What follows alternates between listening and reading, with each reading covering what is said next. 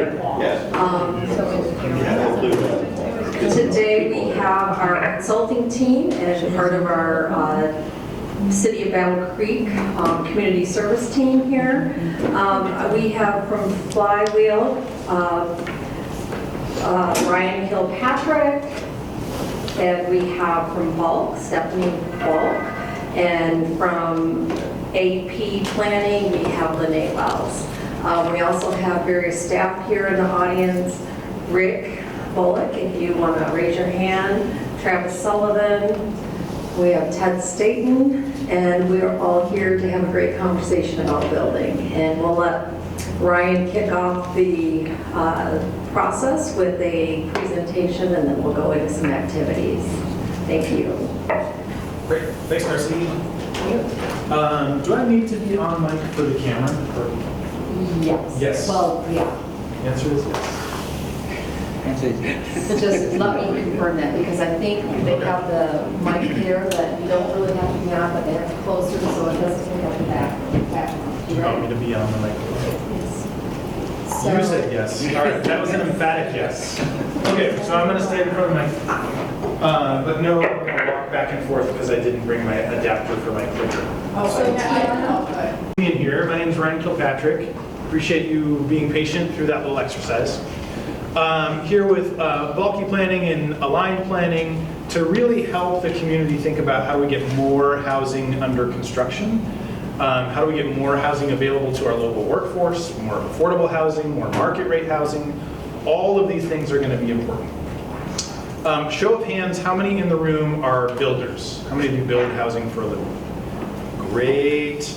How many of you are developers, but you don't build the housing yourself? You coordinate people who are actually the contractors. Okay, great. A little nuance to the conversation. Good. How many are public officials who help facilitate builders and developers?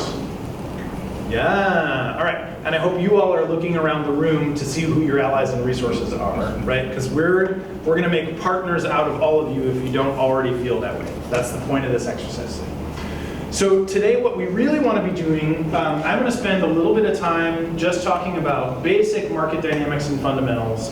Hopefully we're mostly on the same page already. I think I've got a pretty good sense of who's in the room and what many of you do. But I want to just level set, create kind of a ground floor level of understanding about where the market is. And then we're going to dive into some activities, right? We want you guys to be telling us, what do you think you can build in today's market and still either break even or earn a profit? What would you like to be able to build, but you can't for one reason or another? And how do we begin to solve for some of the barriers that are in the way of building the product that you think could be marketable in Battle Creek, but still has some barriers, right? So we're going to talk about how much subsidy is necessary to make certain types of housing products work. How much change in the regulatory environment is necessary. What are the other things that you're seeing getting in the way of building the kind of product that you think the City of Battle Creek needs? So that's high level what we're trying to do. All of this work, however, is rooted in the idea that we're trying to create a shared sense of belonging, right? The point of this work is to create a community where people feel they belong, where they have an affordable place that they can live and work, and where they feel connected to their community. Right? So we want to remain grounded in the idea that we're not just building housing for the sake of housing, we're building housing for the sake of community. We want people to be connected to a sense of place. We're also recognizing that we have job creators here, not just in the City of Battle Creek, but throughout the region. We've got some announcements from major corporations that are making large investments that are likely going to increase the overall workforce in the region. And one way or another, that workforce is going to need to be accommodated. And part of the acknowledgement that we need to have shared among local decision makers, builders, developers, lenders, financial institutions, is if we don't build new housing for the new folks who are moving in to take jobs, if they earn a higher income than the folks who already live here, over time, they will create displacement pressure, right? Those new folks with higher income jobs will start to push out folks who can't afford to remain, especially the renters. And so what we want to do is have an abundant supply of housing that solves for both the people who live here today and may be on a fixed income, may have a disability, may still be working a lower wage job while they make some efforts to upskill and get ready for one of those higher wage jobs. And we want to make room for the folks who want to move into the community for quality of life and because they're taking a job. Both things can be true at the same time. So generally, I think this audience is pretty familiar. When we talk about affordability, what we're talking about is it affordable to the person who lives there? Not is it subsidized, not is there an income restriction, but can the person who lives there afford to live there? And that means they're spending preferably not more than 30% of their gross income on housing. Our guy from Habitat, what's your metric when you're thinking about, is this affordable to the family? How do you decide that? 30% of their gross income. Great. Or less. Or a tad less. Or less, yeah, you're okay with less, but preferably not okay with more. Yeah, I mean, we're okay with less, but then that means a higher subsidy. Yeah, So good. There's a balance. Yep, excellent, excellent. Anybody operate multifamily rental properties? No? Okay. Oh, yes. Sort of, my ex-husband did, so Okay. by extension. Did you guys do an income verification when you were renting to new tenants? Usually, Yeah. some sort of, not a formal one, but Okay. they had to fill out an application. They had to show they could afford to pay the rent, right? And usually income was 3 times rent, something like that? Usually, it was, did they have a job? Okay. That was about enough, and that they felt that they could pay the rent, that Great. usually that would happen. You're a more flexible landlord than many. Yes. It bit him in the butt a number of times, Yeah. let me say. Okay, that's helpful. So yeah, a lot of times landlords will say, hey, you got to demonstrate that you're earning at least 3 times the amount of rent over the course of a year. And otherwise they'll say, you know, we're concerned that we might not be able to pay rent and we don't feel comfortable signing a lease with you. So real quickly, our local workforce, typical teacher's salary, 10 years experience, master's degree education. That teacher's going to be earning about $66,000 a year. Her budget, if she lives alone, or as the sole breadwinner, her housing budget is about $1,650 a month, right? And so that means she's earning more than the median cost of rent and more than the median cost to own a home in Battle Creek. Battle Creek is still a relatively affordable market. But this is a difficult price point to hit. Habitat for Humanity, I'm not sure, can you build a house that is able to get a mortgage for that monthly payment with no subsidy, or do you need a subsidy to hit this? No, that would be fine. That would be fine there. You could get it. Yep. Okay, sweet. That's But we good. never do. We don't, but we could. Okay, great. So another critical element of our regional workforce is our emergency medical technicians. This can also include firefighters, first-year police officers, sheriff's deputies. Those guys and gals typically are starting around $50,000 a year. They can afford $1,200 to $1,300 a month, which is right around what it costs to rent a new 2-bedroom apartment in the Battle Creek area. Right, so they're right on the bubble, barely making it, but making it. And then our retail restaurant workers, 46K is actually kind of a lot for the service industry. A lot of folks in the service industry are either working 2 jobs and spending 50 or 60 hours a week working, or they work 1 job and they've got family obligations or school obligations, and they're only really earning $28,000, $32,000 a year. But you can see their max housing budget is under $1,200 a month. And again, if they're looking for a 2-bedroom place, they're outpriced by the market. They're probably going to they'll need to look for a studio or a 1-bedroom in order to find something affordable. But we'll talk a little bit about who needs studios and 1-bedrooms right now. So market demographics in Battle Creek, 65% of our households are 1 or 2 adults with no kids at home. So if 65% of households are either single adults, no kids, or 2 adults, no kids, and 28% of households are families with kids, what's the share of big single-family homes on large lots that we should be building for the residents of Battle Creek today? There's not a right answer. What was that? 28%. 28%, okay. So that could align with all of our families. So I don't decide who gets to live in what kind of housing. If you want to be a single adult and live in a big single family home, fantastic, right? That's what market dynamic is. Make that choice for yourself. If you can afford it, right? If you want to be a couple with no kids and live in a big single family house, that's also fine. But roughly 33% of these single adult and 2 adult households are also income constrained, meaning they're going to need options that are more affordable than the typical new single family house on a big lot. So part of what we want you all to be thinking about and giving us feedback about is there a market for smaller single family homes, for attached housing, for a different variety of housing typologies other than what we typically build in the market? So even though only 28% of household demographics are calling for big single family homes, 70% of the housing stock in Battle Creek is big single family homes. So I think there's probably a little bit of a mismatch, right? It's not as stark as this. It's not like we should have 70% of our housing stock being studio apartments. I wouldn't argue for that. But there might be a little bit of a mismatch. We might need more small multi-unit or even small single-family homes instead of just like the bigger homes. Battle Creek does have a decent supply, especially over in the Urbandale neighborhood. We drove around there. There are some good starter houses that are, 40, 50, 60 years old, but they're the right kind of typology. And so this is the product type that we're here to ask you about. And for you to say, well, it would be great if we could build that, but these are all the things in our way.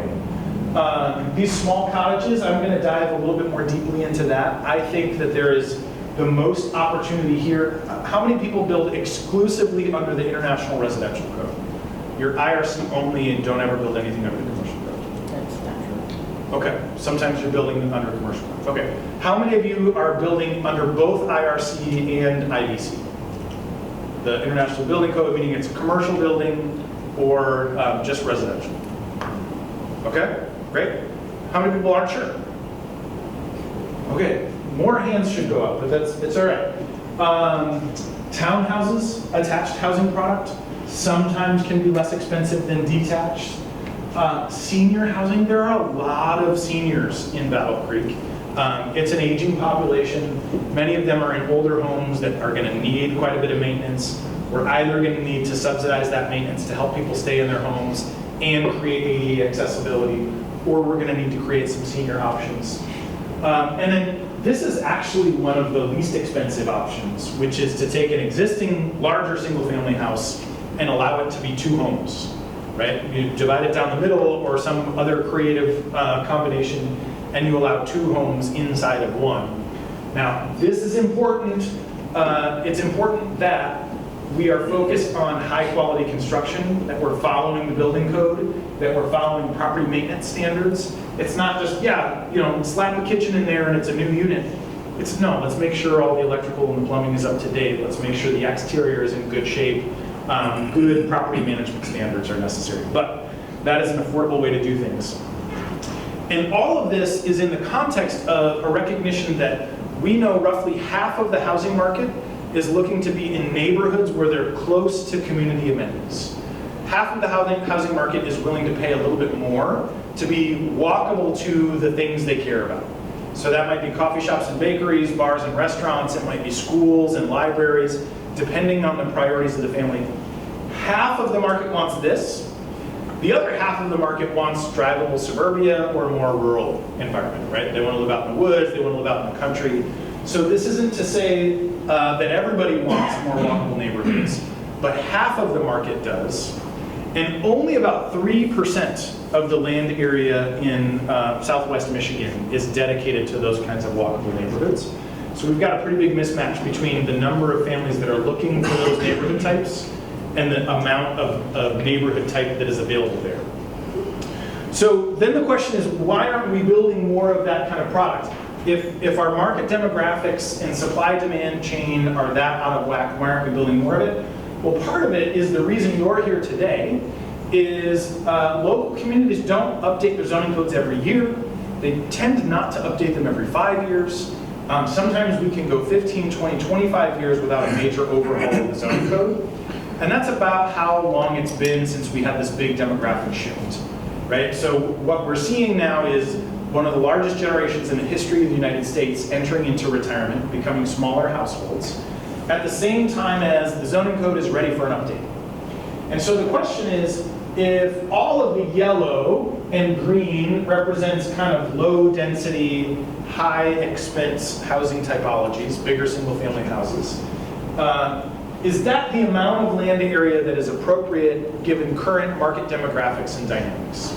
And that's kind of where we need your input. You are one of several stakeholders who's going to weigh in on what are some of the changes that we might need to be planning for in the future.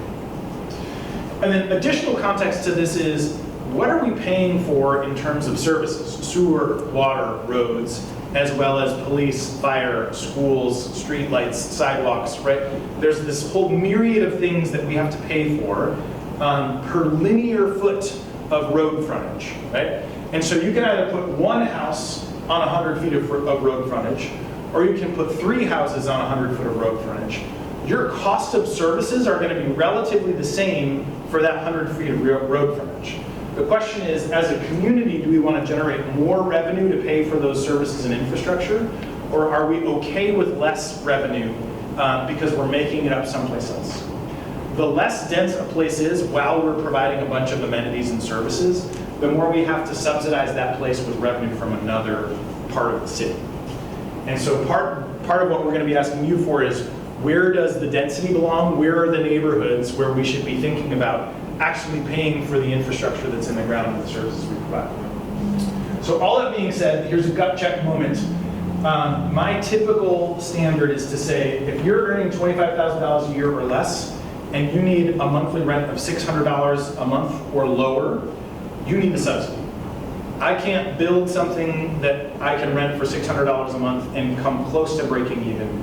I need to have some kind of a subsidy, whether it's philanthropy, or it's a government grant, or like somebody just shows up and pays the rent for you. It could be a housing choice voucher, right? $600 a month in rent, I can't do on a market-based principle. Is there anybody in the room that knows how to get $600 a month in rent with no subsidy? Anymore? Okay. I was hoping somebody would be like, yeah, but alas. Now, if you're earning $50,000 a year and you can afford $1,250 a month in rent, how many people think you can produce a product today or tomorrow that would rent for $1,250 and at least break even? Anybody? Okay. I was hoping we might know, but what I think we can probably do is make some modest zoning adjustments and be thinking about local tax incentives, maybe some support from the State My Neighborhood grant or another program in order to get that $1,250. And remember, that's about our break-even point for EMTs, firefighters, police officers, right? That's sort of our middle income benchmark, is being able to hit that $1,250 a month rent or below. What about a $220,000 mortgage? Habitat, you're doing that, right? We could do that. We can do that. I like the confidence. Thank you. Anybody else? $220,000 mortgage. Can you build a house that sells for $220,000 or less? Yeah. I also build duplexes in Albion that rent for $1,200. Yes. Okay, great. And then some of them are subsidized through my neighborhoods, and they're rent for less. Okay. Yeah. Fantastic. That's excellent news, right? Yeah. A duplex that rents for $1,200 a month is exactly the kind of product that we want to be thinking about. Where does that belong? Where should we be allowing that product to be built? So they pocket in nice in the existing neighborhoods on lots, they pocket in there, so they're actually part of the community. Yes. They're not apartment complex. Yes, that's key. So I'll come right back to one of the things I want to just say out loud in the room is a lot of us have had experiences in neighborhoods where in the 70s or 80s, sometimes even in the 90s, there was a part of the community where we were like, let's put all the duplexes over there, right? And we said, there's a special zone district where we put duplexes and fourplexes and apartment buildings. And we don't ever let it mix with the single family neighborhoods because it's like peas and carrots. We don't want them to touch each other, right? The problem with that is then we get this stigma in a neighborhood that, oh, that's the rental district. And that's sort of the option of last resort. and the people who live there, they can't afford to live in this neighborhood. And we create this cycle of disinvestment that occurs. And as that cycle continues over a decade or more, we see less and less property management, less and less property maintenance in those neighborhoods. Generally speaking, I hope you have an example of a great neighborhood that's all duplexes. But to your point, when we allow duplexes and missing middle housing typologies to mix into a neighborhood with single family neighborhoods, then you get a mix of homeowners and renters. You get a mix of single family and small scale multifamily. You get a mix of folks who might move in and out every couple of years and folks who are there for the long haul. And that's great for neighborhood stability. It's also great for transitioning households. So if mom and dad separate, but they both want to stay close to the kids, it's amazing when dad can rent a duplex right down the street and still walk his kids to school, instead of having to drive 20 minutes across town in order to do the same thing. Right? Building in those options into neighborhoods is a much better way to go. I'm sorry, I skipped over you. That's okay. I was going to say that my neighborhoods are also, they look like they're going to pencil out below the 220 mortgage. Nice. And then Okay. Albion was very deliberate right before the pandemic, and they rezoned the whole city to be mostly R2 and allow some higher density with like special use permits and things like that. Yeah. So there's a quad that Robert's working on a property that we own that we took to the planning commission for approval. So they were deliberate about trying to encourage higher density housing. Excellent. Okay, great. Yeah, it's about the whole city, really, its own multifamily R2, which you put duplexes on, quads. Fantastic. That's ideal. That's how we want to do it, right? It's not necessarily like what has to be done everywhere, but I think that's a really great model. We want to talk about how could it work in the city of Bellevue. So moving forward, and we want to get into your group work, so I'm going to go through some of this fairly quickly. We want a regulatory environment that actually supports the kinds of choices we think we need, and that by we, I mean you. We want to make sure that we've got the development incentives that are necessary to make some of these projects work. And then the last component of this is where we can't solve all the problems with regulatory reform and tax incentives, then we're going to bring in government subsidy or philanthropy or whatever's necessary to hit those lower price points. What we don't want to do is subsidize middle income households that we could solve for with just a little bit of regulatory change, because we want to reserve those subsidies for our lowest income households wherever we can. Does that make sense? All right, so some of the ways we can do this, we mentioned adaptation of existing single family homes, allowing those homes to become two homes. This might not work in every neighborhood. There's lots of neighborhoods that would say, no way, not here, not ever. There are some neighborhoods that would say, yeah. And think about homeowners who are spooking around 3,000 square feet, and it's just two people in that house, and they're like, you know, we haven't been upstairs in 2 years. We go up there to vacuum, and that's all. Right? Allowing them to turn that into a secondary apartment, if they want to, is a good opportunity. Small homes on small lots, this is my favorite one by far. I think this is the easiest, simplest one to do. We know how to do single family homes on fee simple lots. For some reason, at some point, we made up an arbitrary standard that says the minimum lot size has to be 5,000 square feet, or 7,500 square feet, or 7,600 square feet, or 8,200 square feet. They were made up numbers. If we're being honest with each other, there was a surveyor who showed up at some point, somewhere between 1850 and probably 1940, who showed up and said, I'm going to make boxes this big. And then they made a bunch of those boxes on a map, and voila, like that's your lot sizes. You have the ability to change those lot sizes. They don't have to be 5,000 or 6,500 or 7,200. Those are arbitrary numbers that an old white guy chose at some point. We can change them, right? We can also cluster houses in different ways. Sometimes they can front on a public road. Sometimes they can have an alley access, right? There's lots of ways we can orient these. This housing product is heavily in demand. It's heavily in demand among first-time homebuyers as well as empty nesters, and they like to live together. You get built-in babysitters in these kinds of neighborhoods. Thinking about how do we put smaller homes on smaller lots, sometimes tucking the parking off to the side. If you really care about having your parking spot attached to your house, fantastic, right? Like price that into your model. But what we don't want to do is force that onto everybody, right? Not everybody is willing to pay $30,000 to $45,000 additional for a covered garage, right? If you've got the budget for it, great, but we don't have to always have it. Now, this is where things start to get interesting.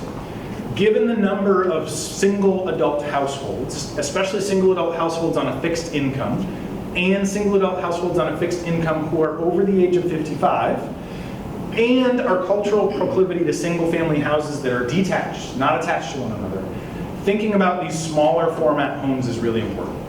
You might tell me, nope, that's crazy, we're never gonna do it in Battle Creek. That's okay, but I want you to really think about what are these options. This is a 1-bedroom cottage. It's about 340 square feet. It lives better than assisted living. It can be 0-step, it can be ADA accessible, it can be in the same single family neighborhood that somebody's lived in for the last 75 years.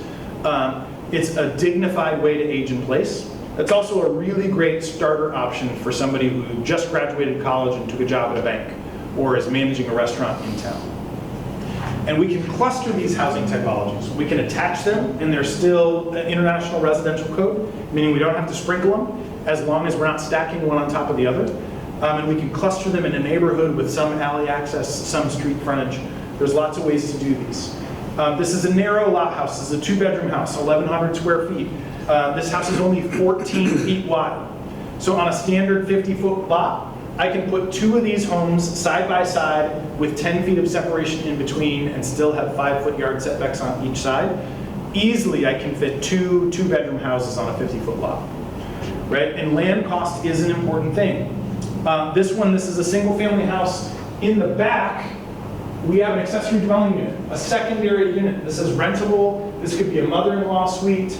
It could expand into a den or a 3rd bedroom, right? So we've got a 2-bedroom unit up front, a dwelling unit in the back. Look what's happening over here. It's going to cost me probably at least $260,000 to build this 1,250 square foot house. A mortgage and taxes is going to be $1,800, $1,900 a month for that. But I might be able to rent that ADU in the back for $800, $900 a month in rent. If I get that, my actual mortgage payment is under $1,000 a month, right?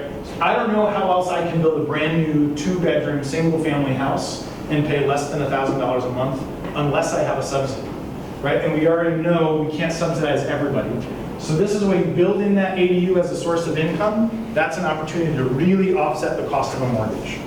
Does it work for everybody? No, right? There are going to be plenty of people who are like, I don't want somebody living in an attached unit to my house. That sounds terrible. That's fine. We're not forcing it on anybody, but making that option available to people. We're going to skip over this one. One of the last things I want to touch on, and I think in this room you guys probably get it better than most folks, is recognizing that density has nothing to do with property value. Property value is entirely generated by demand. And so when assessor shows up, when an appraiser shows up, what they're looking at is what are the comparable sales in the neighborhood? Are they trending upward or trending downward? Whether there's more density in the neighborhood or not has no bearing on an appraiser's expectation or an assessor's expectation. It's what are the trend lines doing? What's investment look like in the neighborhood? And do people want to live here or not? And so we can create really great dynamic places with higher levels of density. And the last thing I'm going to show you is the number of parcels that are vacant. Some of these are publicly owned across the city. So in total, there are 1,378 vacant parcels in the city of Battle Creek. How many of you could probably build something on 1 or 2 of those? What about all the land the state owns are trying to get released right now? Yeah, in this list. I don't think that's in your count, is it? Oh, is it not? I don't know. We'll follow up and find out. Okay. What was the comment? The state owns a bunch of land that we're trying to get released. And I didn't know if that the count was in. I don't think it is, I don't but think it is. I Okay. think the number's a little bit high too, because we have some right-of-ways that may be sprinkled in there. So it probably is pretty close to the right number with the state. Okay, great. That's good clarification. So we just threw a couple of maps in here. They're broken down by neighborhood. This is the Urbandale neighborhood. For somebody, I don't know what's happening on this property. So if somebody's like, we will never develop that site, tell me now. But there are some bigger parcels in here for somebody who might want to build a larger neighborhood, as well as lots of little infill opportunities scattered throughout. But you guys know the Urbandale neighborhood better than I do. You're going to know market dynamics and what can actually pencil. This is the North Central neighborhood. All of this purple all of this purple are vacant parcels, right? There are so many opportunities for infill. We can resolve all of the housing needs across Calhoun County, probably in the city of Battle Creek alone, if we wanted to. This is the northeast side, not as much vacant land in the northeast side. The Franklin neighborhood, most of the vacant lots are concentrated over here, but I don't know if you can see it. There's actually quite a few sprinkled around in here. There's a fair number. So as we start to transition, I'm going to hand it over to Lene. This one's the central neighborhood. All the green are vacant parcels, lots of opportunity. Lene's going to walk you through an exercise to talk about what you see as priorities. And so be thinking about where are there neighborhoods where today we've got these kinds of vacant, underutilized lots. How could we infill those, and with what types of housing do you imagine are appropriate for the market segment that you serve on a regular basis and that you think you could build something for that would actually work financially? I'm going to kill another minute while Lene's talking. So just a reminder, half of the market is looking for these kind of higher density walkable places. The other half is looking for suburban, drivable, and rural places. Later today, we'll probably talk about some of the incentive tools, the new housing TIF, payment in lieu of tax, neighborhood enterprise zones. There's lots of ways to offset your tax obligation or to reimburse you with those taxes over time. So we'll make sure that you're aware of all of that. And so I'll hand it off to Lene.